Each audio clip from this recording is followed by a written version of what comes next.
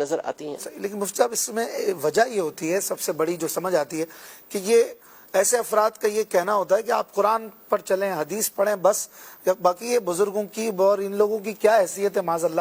تو اس حوالے سے اگر ایک ذہن مل جائے کہ جب صحابہ کا یا اہل بیت کا یا ولیوں کا ذکر ہو، ایک مسلمان کا طرز گفتگو کیا ہونا چاہیے؟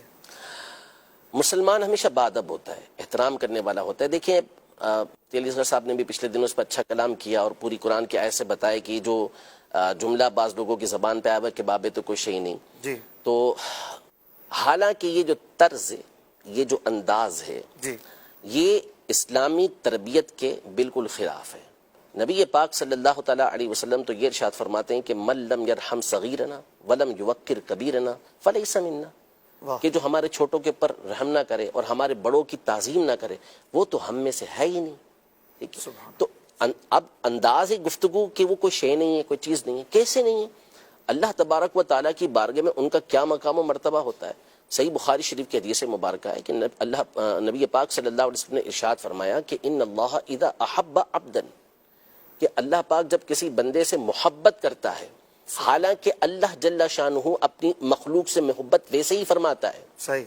یہاں محبت اور بندے سے مراد وہ نیک صالح بندہ ہے جس کو ہم ولی کہتے ہیں، اللہ کا ولی کہتے ہیں. اس سے اللہ پاک جب محبت کرتا ہے تو جبریل امین کو اپنے پاس بلاتا ہے اور فرماتا ہے کہ انا احبہ، میں اس سے محبت کرتا ہوں، فاحبہ، تو اس سے محبت کر. جبریل امین اس سے محبت کرتے ہیں. پھر وہ اہل آسمان میں اعلان کرتے ہیں کہ فلاں بندے سے اللہ پاک محبت کرتا ہے، تم بھی اس سے محبت کرو. آسمان والے اس سے محبت کرتے ہیں. ثم یودع له القبول فی الارض، پھر اس کے بعد جو زمین والے ہوتے ہیں ان کے دل کے اندر، ان کے دل میں اس بندے کی مقبولیت کو رکھ دیا جاتا ہے. سبحان اللہ. یعنی کون سے لوگ؟ جو نیک صالح اللہ کے بندے ہوتے ہیں، جو دین کی طرف راغب ہوتے ہیں، ان کے دلوں کے اندر ان کی محبت رکھ دی جاتی ہے. تو وہ کون ہیں؟ اللہ کے نبی، اللہ کے اولیاء ہیں، ٹھیک ہے، صحابہ ہیں، اہل بیت اطہار ہیں. تو یہ ان کا طرز عمل، ان کا طریقہ کار ہوا کرتا تھا. تو یہ جو ادب اور احترام کا جو طریقہ کار ہے، یہ اسلاف سے نبی پاک صلی اللہ تعالیٰ علیہ وسلم کی تعلیمات اسلاف نے لی اور آگے چلاتے ہوئے آئے ہیں. ہمیشہ احترام کے ساتھ ہمارے یہاں بزرگوں کا یہ نام لیا جاتا رہا، چاہے وہ صحابہ کرام علیہم رضوان ہوں، اہل بیت اطہار ہوں، اولیاء ہوں، شہداء ہوں، ان کا نام ہمیشہ ادب اور احترام کے ساتھ لیتے ہیں. تو اصول ہے، ضابطہ ہے. قرآن مجید فرقان حمید میں اللہ جل شانہ نے والدین کے لیے یہ فرمایا کہ اگر وہ بڑھاپے میں سے وہ دونوں پہنچ جائے، ان میں سے کوئی ایک بڑھاپے کو پہنچ جائے، فلا تقل لہما اف، انہیں اف نہ کہو. جی. اف کا کلمہ کہا گیا کہ اف نہ کہو. تو علماء نے اس مقام پر، مفسرین نے اس مقام پہ لکھا کہ اف یہ سب سے ہلکا کلمہ ہے کہ جو بندے کو تکلیف کے وقت نکلتا ہے. اچھا. ٹھیک ہے. تو ان کے ادب اور احترام کے پیش نظر ان کو اف کا کلمہ نہ کہو. ٹھیک ہے. اس پر پھر مفسرین نے لکھا کہ اگر کسی مقام پر اف کا کلمہ یہ تعظیم کے لیے استعمال ہوتا ہو، یعنی کسی کو ہم رسپیکٹ دینا چاہیں، تعظیم دینا چاہیں، اور اس مقام پر اف استعمال ہوتا ہو کسی زبان کے اندر، لینگویج کے اندر، تو وہاں پر اف کہنا منع نہیں ہوگا. وجہ کیا ہے؟ وجہ یہ ہے کہ یہاں جو منع کرنے کی بیسک بنیادی وجہ تھی وہ یہ تھی کہ اس سے ان کو تکلیف ہوتی ہے، اذیت ہوتی ہے کہ ہماری اولاد نے ہمارے سامنے اف بھی کیسے کیا. ٹھیک ہے. تو یہ ایک مثال کے طور پر مثال میں نے بیان کیا. دوسری بات دیکھیں، اب الفاظ اس طرح کے استعمال کرنا، تو اگر کوئی اپنی ماں کو کل سے یہ کہنے لگے کہ یہ میرے باپ کی بیوی ہے، تو حقیقت تو بیان کی نا، لیکن کوئی بھی نہیں کہنا درست ہوگا؟ بالکل درست نہیں ہوگا. تو جو طریقہ کار ہوتا ہے، اب صحابہ کے بارے میں اس طرح کا لفظ استعمال کرنا، جملہ استعمال کرنا، یہ تعلیم کے خلاف ہے. اور اللہ کی بارگاہ میں ان کا مقام، ایک تو یہ حدیث پاک میں نے آپ کے سامنے بیان کی، اور پھر اس کے بعد جو بخاری شریف کی مشہور و معروف حدیث مبارکہ، حدیث قدسی، اس کو دیکھیں تو اللہ کی بارگاہ میں ان اولیاء کا مقام ظاہر ہوتا ہے. ارشاد فرمایا من عاد لی ولیا فقد آذنتہ بالحرب، جو میرے کسی ولی سے عداوت رکھتا ہے تو میں اس کو جنگ کا اعلان دیتا ہوں. آگے ان کا مقام و مرتبہ دیکھیں کہ آپ کہہ رہے ہیں نا قرآن و سنت پر عمل کرے، تو یہ قرآن و سنت پر ہی عمل کر رہے ہیں. وہ اللہ تبارک و تعالیٰ ارشاد فرماتا ہے کہ جس بندہ میرا قرب فرائض سے سب سے زیادہ حاصل کرتا ہے، یعنی جن چیزوں کو میں نے اس کے اوپر فرض کیا ہے ان کی ادائیگی سے سب سے زیادہ میرا قرب وہ حاصل کرتا ہے. اس کے بعد وہ ہمیشہ نوافل پڑھتا رہتا ہے حتی احببتہ، یہاں تک کہ میں اس کو اپنا محبوب بنا لیتا ہوں، اس کو اپنا پسندیدہ بنا لیتا ہوں. اور جب میں اس کو اپنا پسندیدہ بنا لیتا ہوں تو میں اس کے کان بن جاتا ہوں. وَكُنْتُ سَمْعَهُ الَّذِي يَسْمَعُ بِهِ، کہ اس کے کان بن جاتا ہوں جس کے ذریعے وہ سنتا ہے. میں اس کی آنکھ بن جاتا ہوں جس کے ذریعے وہ دیکھتا ہے.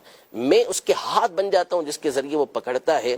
میں اس کے پاؤں بن جاتا ہوں جس کے ذریعے وہ چلتا ہے. اب اس کی تفسیریں مختلف ہیں کہ اس کا معنی کیا بنتا ہے، لیکن اب اللہ کی بارگاہ میں ان کا مقام دیکھیں، ان کا مرتبہ دیکھیں کہ اللہ تبارک و تعالیٰ کیا ارشاد فرما رہا ہے کہ میرے اولیاء سے عداوت کا نتیجہ یہ نکلے گا. پھر اس کے بعد متصل یہ بات ارشاد فرمائی جا رہی ہے کہ اللہ کی بارگاہ کے اندر ولی بننے والے ان کا مقام و مرتبہ یہ ہے کہ اللہ ان کو اپنا محبوب بناتا ہے. ان کے باڈی پارٹس کے بارے میں فرمایا کہ اللہ کا نور جلال اس میں داخل ہوتا ہے. پھر اس میں یہ بیان کیا گیا کہ اب یہ جو اللہ تبارک و تعالی ہاتھ پاؤں کان یہ جو بیان کیا، ظاہر ہے کہ اللہ پاک اس سے پاک ہے، تو اس کا مطلب یہ بیان کیا گیا کہ وہ اللہ پاک کی اطاعت کے اندر ہی زندگی گزارتے ہیں. اور کرامات کے حوالے سے بھی یہاں گفتگو کی گئی ہے. پھر اس کے بعد یہ ارشاد فرمایا کہ اگر وہ مجھ سے پناہ مانگتا ہے تو میں اس کو پناہ دیتا ہوں، وہ مجھ سے سوال کرتا ہے تو میں اس کو عطا کرتا ہوں. سبحان اللہ. تو اللہ کی بارگاہ میں تو یہ مقام و مرتبہ ہے، اور آپ کہتے ہیں کہ کوئی شے ہی نہیں ہے، کوئی چیز ہی نہیں ہے. اور پھر میں آپ کو بتاؤں کہ دیکھیں، بندہ جب ابتدا چھوٹے طبقے سے، چھوٹے درجے سے کرتا ہے نا، جی، یعنی پہلے وہ اللہ کے ولیوں پر اس طرح کی باتیں کرتا ہے، تو کبھی بھی یاد رکھیے گا کہ اب وہ اس دروازے پہ نہیں رکے گا. یہ دروازہ ہوتا ہے جو، یعنی یہ وہ جگہ ہوتی ہے جس کو کہتے ہیں کہ یہاں سے دروازہ کھل گیا، اب اس نے آگے ہی بڑھنا ہے. اب اس کے بعد وہ تابعین پر آئے گا، تابعین کے بعد وہ صحابہ پر آئے گا، اور وقت آئے گا کہ وہ انبیاء کے بارے میں بھی اس طرح کی گفتگو کرے گا. اللہ. کیوں؟ اس لیے کہ یہ لوگ پردہ اور یہ لوگ دروازہ ہیں. یہاں پر اگر بندہ رکا رہتا، یہاں سے وہ جری ہو گیا. صحیح.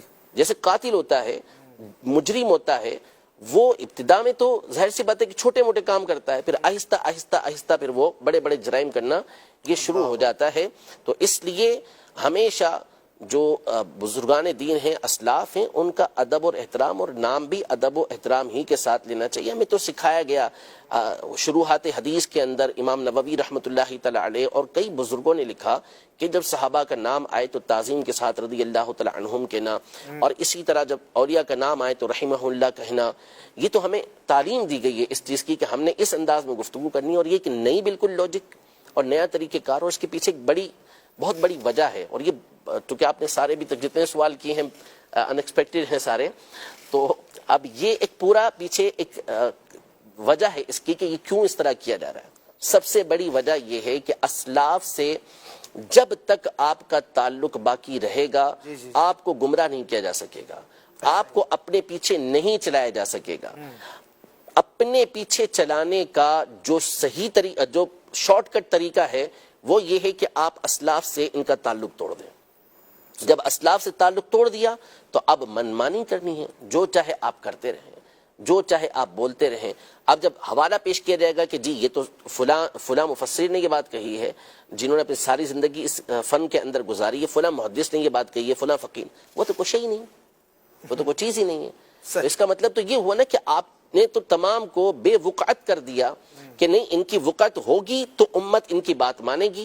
اور یہ وہ لوگ تھے کہ جو سلسلہ در سلسلہ ہمیں نبی پاک صلی اللہ تعالی علیہ وسلم تک پہنچا رہے تھے، لیکن انہوں نے وہ جو کڑی آ رہی تھی اس سے کاٹ دیا کہ نہیں ڈائریکٹ ہمارا راستہ، حالانکہ یہ امت کے طریقہ کار کے خلاف ہے. اور ہمیشہ آپ دیکھ لیں کبھی بھی یہ توہین والا انداز آپ کو امت کے اندر جو نیک سارے لوگ ہیں کبھی ان کے اندر نہیں ملے گا. ٹھیک ہے، اب یعنی پچھلے 1400 سالوں میں اس طرح ہمیں اچھے لوگوں میں، صالحین میں نہیں ملتا. بالکل نہیں ملتا. لگتا ہے جیسے کہ آج کوئی آیا اور وہ کہتا ہے پچھلے سارے غلط تھے، میں ہی صحیح ہوں. تو پھر وہی غلط ہوا نا، وہی غلط. امت تو غلط نہیں ہو سکتی. تو قرآن مجید فرقان حمید میں واضح طور پر ارشاد فرما دیا کہ جو شخص بھی مسلمانوں کے علاوہ کوئی اور راستہ تلاش کرے تو ہم کو اس کو اسی کی طرف پھیر دیں گے. نولیہ ما تولی، جس طرف وہ پھر رہا ہے ہم اسی طرف اس کو پھیر دیں گے اور اس کو جہنم کے اندر داخل کریں گے، اور جہنم بڑا ہی برا ٹھکانہ ہے. تو مسلمانوں کا راستہ اختیار کرنے کا حکم دیا گیا. اور جیسا کہ مفتی صاحب نے بھی بیان کیا اس دن کے صراط الذین انعمت علیہم، یہ تو آپ جب تک صراط الذین انعمت علیہم انعام یافتہ بندوں کا ذکر نہ کریں اس وقت تک تو آپ کی نماز ہی پوری نہیں ہوتی. اور پھر اس کے بعد جب التحیات کے اندر آپ آتے ہیں تو السلام علینا وعلی عباد اللہ الصالحین. صالحین کا مطلب ہی اولیاء ہوتا ہے, نیک لوگ ہوتے ہیں, تو ان کے لیے آپ کا دعا کرنا ضروری ہوتا ہے. تو ہمیں تو یہ تعلیم و تربیت دی جا رہی ہے کہ ہم ان کے لیے دعائیں کریں, ہم ان کے طریقہ کار کو اختیار کریں, اور ہمیشہ سے مسلمان یہ طریقہ کار اختیار کرتے ہوئے آ رہے ہیں. یہ ایک نئی طریقے کا نیا طرز نکلا, نیا انداز نکلا, اور پھر اس کے بعد اب ہمارے سامنے اس کے اثرات جو ہے وہ دیکھ رہے ہیں ہم.